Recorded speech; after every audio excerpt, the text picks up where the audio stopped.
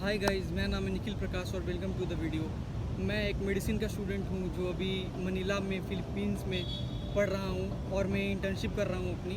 तो इस वीडियो में मैं आपको बताऊँगा कि कैसे हम अपना बेली फ़ैट कम करें, कैसे हम अपना फ़ैट हटाएं और साथ ही साथ हम अपना मसल साइज़ को मेंटेन रखें। अब बात करते हैं मसल्स की। तो हमारे एब्डोमेन में मेनली एक जो मेजर मसल है वो है रेक्टस एब्डोमिनिस।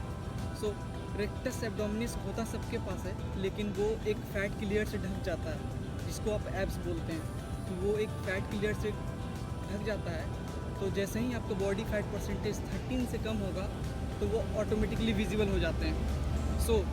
इस वीडियो में मैं आपको बताऊंगा कि हम अपना बॉडी फैट परसेंटेज कैसे घटाएं और कैसे हम अपना मसल मास को रिटेन करके रखें। चलो स्टार्ट करते हैं। तो इस वीडियो में मैं आपको बताऊंगा क्या करना चाहिए और क्या नहीं करना चाहिए। सबसे पहले स्टार्ट करते हैं क्या नहीं करना चाहिए इससे।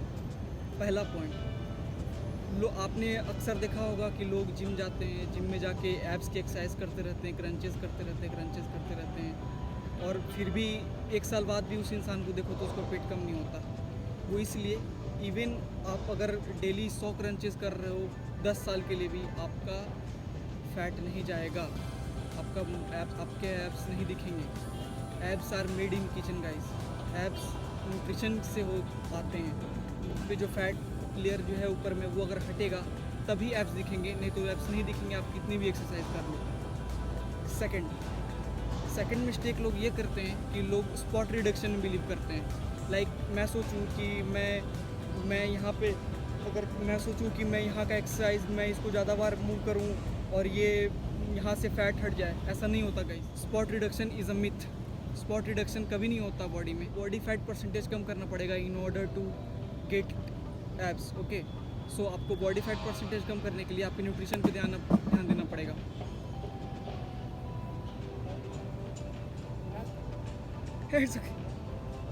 Good work bro, I saw you there. अभी कुछ लोग मिल गए थे मुझे, ये लोग रैप कर रहे थे और इन्होंने वीडियो बनाई। अभी ये लोग रैपिंग के कुछ वीडियो बना रहे हैं। Getting back to the point, अब बात करते हैं थर्ड मिस्टेक की ओर। Stop doing crunches guys. लोग सोचते हैं कि मैं क्रंचेस करूँगा।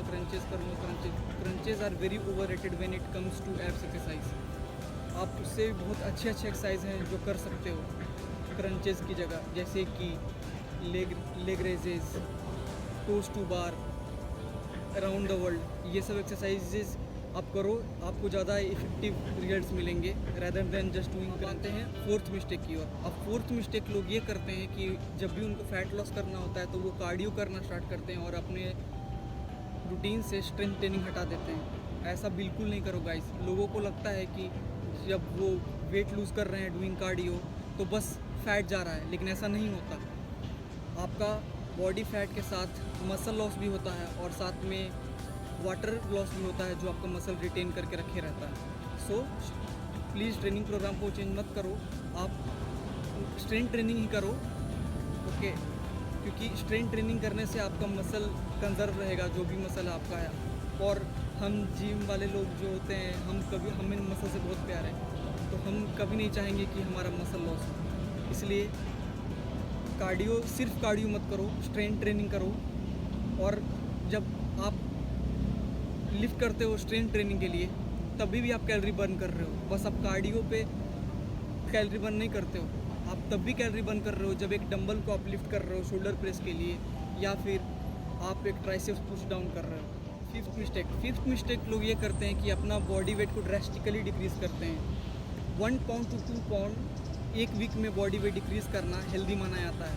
अगर आप इससे ज़्यादा कर रहे हो तो आपको बॉडी में एबनॉर्मल चीज़ें होंगी, आप ज़्यादा कैलोरी डेफिसिट में रहोगे, तो आपको एंडोक्राइन सिस्टम आपको चिड़चिड़ा बना देगा, आपका मूड स्विंग्स होगा, आप गुस्से वाले हो जाओगे और ये बिल्कुल भी हेल्दी नहीं है गाइस। अब बात करते हैं कि क्या करना चाहिए हमें। तो पहली चीज़, अपना मेंटेनेंस कैलोरी यानी TDEE कैलकुलेट करो और उससे 200 कैलोरी डेफिसिट में खाओ।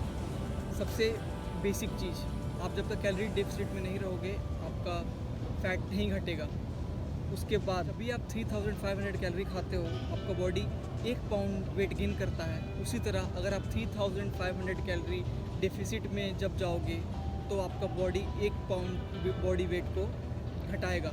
सो अगर आप डेली 500 कैलोरी डेफिसिट में हो तो एक वीक में आपका 3500 कैलोरी डेफिसिट होगा, और जिससे आप 1 पाउंड आराम से लूज़ कर सकोगे। सो सेकंड पॉइंट, और ये पॉइंट थोड़ा सा लंबा है तो बेयर विथ मी, ओके। सो इसमें हम बात करेंगे अंडरस्टैंड योर मैक्रोज। अभी आपको जानना पड़ेगा कि 1 ग्राम प्रोटीन आपको 4 कैलोरी देता है, 1 ग्राम फैट आपको 9 कैलोरी देता है, और आपको 1 ग्राम जो कार्ब होता है वो आपको 4 कैलोरी देता है। अब बात करते हैं, अब हाइपोथेटिकली एज्यूम करो कि मेरा वेट 60 kg है और मुझे बॉडी वेट डिक्रीज़ करना है। सो उस हिसाब से हमें अगर कैलोरी डेफिसिट में जाना है और साथ में मसल भी रिटेन रखना है तो हमें पर KG of body weight 2 gram protein लेना चाहिए डेली, और उसी तरह फैट हमें पर केजी ऑफ बॉडी वेट 0.88 ग्राम लेना चाहिए।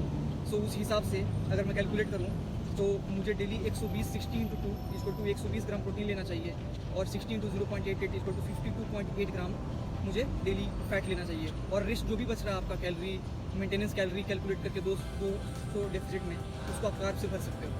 चलो अब मैं बताता हूँ कैसे।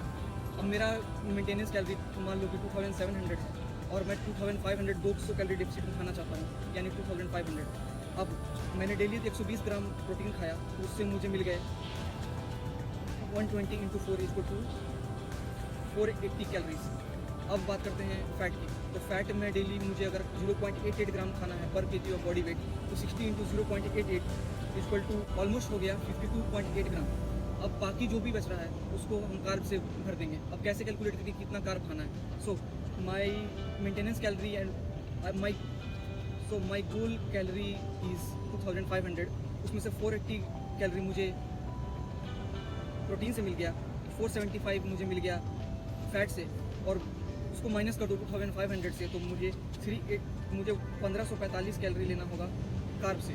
सो अब 1545 कैलोरी मतलब कितने ग्राम हुआ, डिवाइडेड बाय 4 कर दो, तो मुझे लेना होगा 386 ग्राम ऑफ कार्ब एवरी। अब ये बहुत लेंदी हो गया, और लोग सोचते हैं कि यार मेरे से इतना नहीं होता, मैं भी आपकी तरह एक स्टूडेंट हूँ, मेरे से भी इतना कैलकुलेशन नहीं होता डेली। तो बस एक गोल रखो कि अपना प्रोटीन गोल को आप डेली रीच, और फैटी फूड को अवॉइड करो और ट्राई करो एक कैलोरी डेफिसिट में खाने की। अब third point use fibres. Guys ऐसा खाना खाओ जैसे सब्जी, ओट्स, ये सब खाओ जिसमें हाई फाइबर होते हैं। इससे क्या होगा कि तुम्हारा पेट हमेशा फुल महसूस होगा तुम्हें, और वो डाइट जो आपका फाइबर है वो आपको डाइजेशन में हेल्प करेगा। और उसके साथ साथ जो भी आप सब्जी खाते हो उसमें जो वाइटामिन्स होते हैं, एसेंशियल वाइटामिन्स, वो आपको हेल्प करेंगे आपके प्रोटीन के एब्जॉर्प्शन में। वो डाइजेस्टिव एंजाइम्स को हेल्प करते हैं ताकि वो आपको प्रोटीन को डाइजेस्ट कर सके, क्योंकि हमारे बॉडी में प्रोटीन स्टोर नहीं होता गाइस।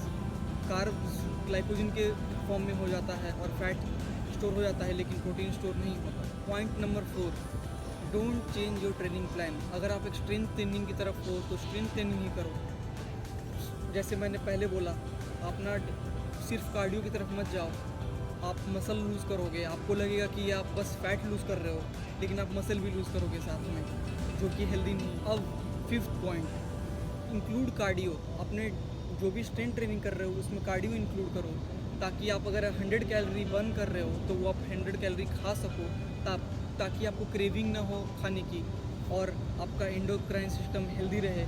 क्योंकि हर इंसान का एक बेसलाइन होता है मेटाबॉलिज्म का, जैसे कि एक्टोमॉर्फ, मीजोमॉर्फ, इंडोमॉर्फ। तो इंडोमॉर्फ लोग को ज़्यादा खाना पड़ता है ताकि वो अपना बेसलाइन हार्मोन का बेसलाइन मेंटेन करके रख सके।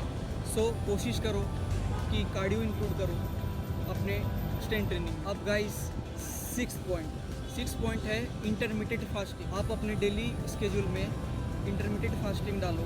इसमें क्या होता है कि आप 8 घंटे के लिए मान लो भूखे हो, फिर आप खाना खाओ, फिर आप 8 घंटे तक फास्टिंग करो।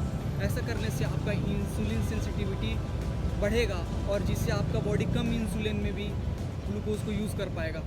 इससे क्या होगा कि इंसुलिन डिक्रीज़ होगा आपके बॉडी में, और जितना आपका इंसुलिन बॉडी में डिक्रीज़ होगा उतना आपका बॉडी कम स्टोर करेगा फैट को।